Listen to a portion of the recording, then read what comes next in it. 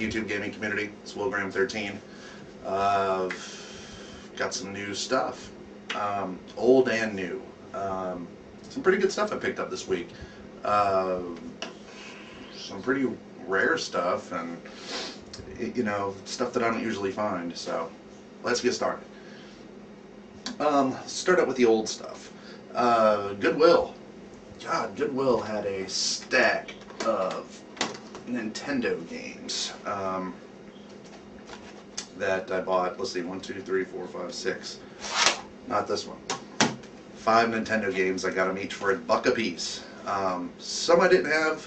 Some, actually none of these I had, so I was pretty psyched to get them. But you know, some I've been looking for, and some I haven't been. So start out with one that I really haven't been looking for, but I don't have. First off is NHL for the Nintendo. You know, I have the Major League Baseball one of this, and it was a pretty lackluster baseball game, but back when I bought it, like I bought it brand new back in the day, and it was a lot of fun to me. Maybe it was because when you bought a Nintendo game and you tried it, and even if it sucked, you still played it to get your money's worth, so maybe that's why I liked it. But give that a shot. And then a great game that I found for $1, again, same haul. Baseball Stars. It's not in the best of shape, but I loved this baseball game. This was one of my favorite ones. This one and Baseball Stars 2. So for $1, I was super psyched to find that one. This one, I remember playing it, and I remember the show on MTV, and you know, it was a fun show. And I've seen Metal Jesus Rocks. He played this against Drunken Master Paul, and it was really dated. You know, the pop culture trivia questions were really dated, and it's kind of funny. But that is MTV's Remote Control, and for $1, I'm okay with it. You know, so, and not only that, I didn't have it. This game, I really like it. I played the hell out of it, and I couldn't put it down for a long time, but it's a lot of fun, and that is the City Connection from Jalico. And great game, a lot of fun. You're a car, and you got to kind of, it's kind of hard to explain, but you're a car, you got to get away from cops. You drive on a track. You know, it's kind of like Q*bert, how on Q*bert he jumps on different squares and they light up. Well, your car on the road drives and turns blocks into colors, or white. You know, it's hard to explain, but it's a great game. One of the weird things about it, though, I mean, you know, the artwork is really cool on it. I really dig the artwork. But what's really weird is on the spine, on the title, it just says Jalico. Weird. I mean, why? I don't know. Maybe they couldn't fit City Connection across it. I don't know. But anyway, for $1, again, that's a great game. And lastly, well, no, this isn't lastly. I've got one more Nintendo game. This is also from the Goodwill, and it was $1 as well, and it is Tecmo World Wrestling. One of my favorite wrestling games, weirdly enough. I love Tecmo stuff.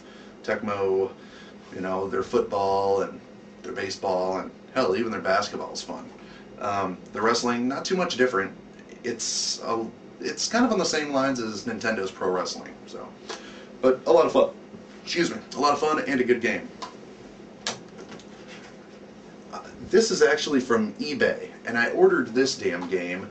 I ordered this before Christmas. I mean, it was like the 20th of December I ordered it, and I just got it. I mean, literally like last week I just got it.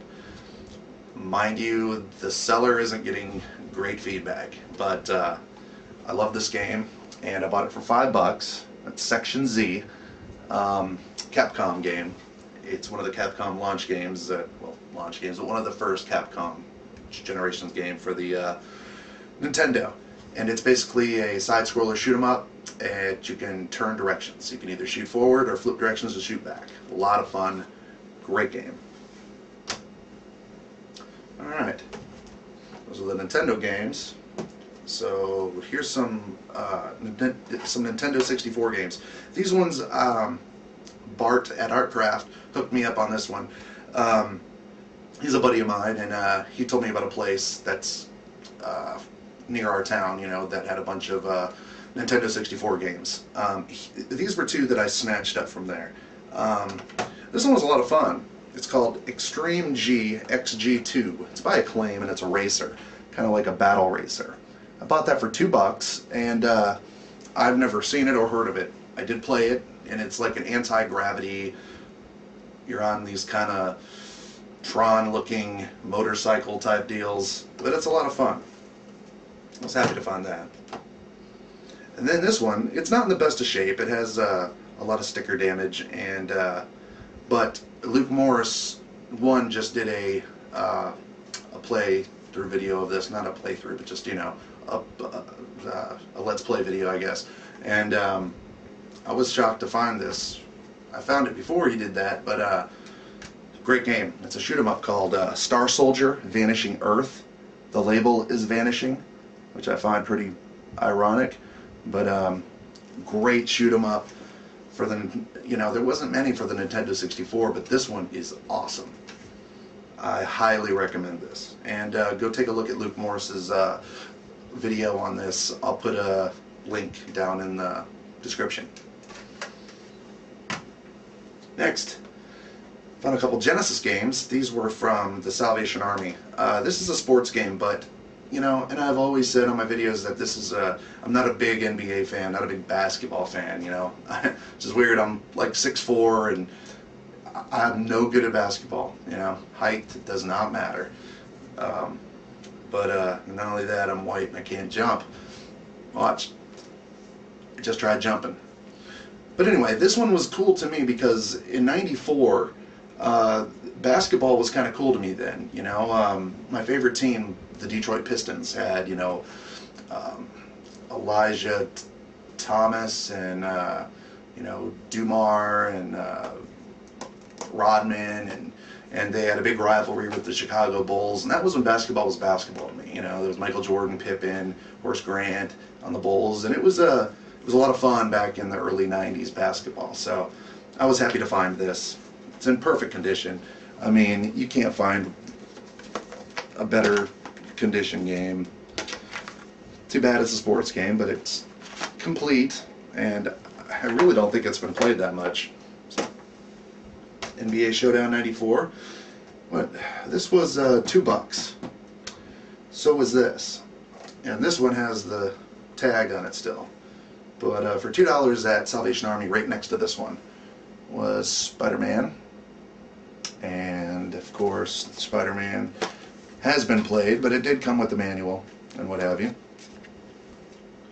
You know, it's the first of the Spider-Man games that came out for the Super Nintendo and for the Genesis, and it's a side-scroller, pretty mediocre at best, but I love the the box art and everything for it. So $2 as well, highly worth it. Now, I found a couple more Dreamcast games. First was a game that I had this game back whenever I had my original Dreamcast. This was one of the games I bought for it, and that is Tony Hawk's Pro Skater 2. The jewel case is a little damaged, but I bought this for 99 cents, and very good game. This was the one where you could be this guy. You could be Spider-Man and skate with Spider-Man. It was a lot of fun. Really cool game, though. This was whenever they did a lot of extra characters and stuff, and this was probably one of my favorite Tony Hawks. Man, I must be having a Spidey kick, but also for the Dreamcast. Spider-Man. Jewel case is a little messed up there, but not too bad. This was 99 cents as well. Great game. This one was the first kind of like 3D adaptation of it. It's the same as the Spider-Man on Nintendo 64 and stuff like that, but it was a pretty decent game. Not too bad. Just mediocre again. These next games I found at Goodwill, and they're all PlayStation 1 games. This first one, which of course has stickers all over it, but It's called Tennis Arena, and it's by Ubisoft, an old Ubisoft game. But it's called yeah, Tennis Arena. It's a pretty decent game. I played it a little bit, and you know, it's what you'd expect out of a tennis game. I mean, really, I mean, what can you say about a tennis game? There's really nothing you can say. Well, actually, GamePro does have a quote on the front of it. Hands down, the single best tennis game for the PlayStation 1. Hands down, the best tennis game for the PlayStation 1. And I found it. Oh yeah. Get another gander at that one. So yeah, that's Tennis Arena. This one, I'm interested in playing this because I found this for the Nintendo 64, and I'm curious if it's you know, if it's similar. It looks similar, but to give it a shot, haven't played it yet. But by Infogrames, it is Mission Impossible for the PlayStation 1. I love the Nintendo 64 one of this. And you know what? I've never even seen any of these movies. Never seen Mission Impossible 1, 2, 3.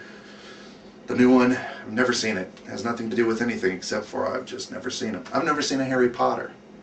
Never. I don't know why. I have nothing against Mr. Harry Potter. It's just that I haven't seen him. I tried. I fall asleep on him for some reason. I don't ask. This one has a pretty busted up jewel case, but it was $1 again at Goodwill, and it is Midway's Atari's Greatest Hits. Comes with Asteroids, Battlezones, Centipede, Missile Command, Breakout, and Tempest, my favorite old school game, Tempest. This is a good find just for Tempest. And then one you know, this one is brand new. It's like in perfect shape, but again, I'm not the biggest football fan. I mean, I don't mind it. There are some pretty good football games I do play, but in this one, I'm going to try it out. And for $1, couldn't pass it up. Madden 2000. I like the Madden games pretty much. I don't get into them too much, but you know, for $1, it was worth it. So I snatched that up. All right, and then I found this at a pawn shop on the north end of my town, and I spent a little more on it than I wanted to, but I don't see them very often. So for $30, I bought a Sega Nomad. It works. It's got a battery pack on the back of it that comes off. It does slide off, but I'm not going to take it off. But you know, it's a Sega battery pack, but it has a little bit of sticky stuff on it that I need to clean off of it. But there it is, the Sega Nomad, so I can finally play all my Genesis games on the go. Probably not, but yeah, it's in great condition and it works great. I'll have to turn it on and show you sometime, but I was very psyched. The pawn shop guy, he didn't know too much about it, but he wasn't going any lower than 30. He had it marked at 45, so I was able to get 15 off of it. Because you know, I'm telling him, like, man, there's nobody gonna know what that is. Nobody's gonna give you 45 for it, you know, all this stuff. But so we finally went to 30, and so got another Nomad. This is my second one, so pretty psyched to have this one. Then for the new stuff that I picked up for $5.39 for the PlayStation 3 Lair. I don't know if you remember this game when it came out, but it was one of the first games to come out for the PlayStation 3. And for $5, it's a great game. You fly around on a dragon. You get to get off the dragon, and it's like third-person fighting. But the dragon is controlled by the 6-axis. And I'll tell you what, it's got real solid controls. I know some people really gave it negative reviews towards that, but I have yet to find a time whenever my dragon didn't act just how I wanted it to in flight. So for $5, this is a great game. And there's a whole handful of games like this that are really cheap that got, you know, mediocre to bad ratings. Like, you know, Heavenly Sword is another great game that I can't understand why it got such horrible ratings. Just because people called it Goddess of War, you know, because it's a female version. Yeah, so this game right here, Lair, good game. I highly recommend it. So when looking for Skylanders, you know, again, it's a good marketing scheme built by Activision, and I found two of them that are pretty rare, and one that was pretty, you know, okay. But I finally found some Air guys, and amongst the Air guys, I found Whirlwind, which finally found him. I couldn't find a Cloud or an Air guy for a long time. I found two of them. I can't remember. Sonic Boom, Whirlwind. Yeah, Sonic Boom and Whirlwind. These two are pretty tough to find, and I was lucky. I went to Toys R Us, and Toys R Us actually had a brand new shipment, and it was early in the morning. So if you go looking for Skylanders and you're hunting and you can't find certain ones, go on Fridays in the morning. That's when they get their shipments in, and if you get there early enough, nobody else is going to be leeching the whole wall of Skylanders. The only one there that I didn't buy was the ice pack, but I will get that one. And then I found Cinder and Drobot. Drobot, which is like a dragon bot. You can see those two. But the Cinder's pretty cool. I like this one. He's pretty cool too. He shoots lasers.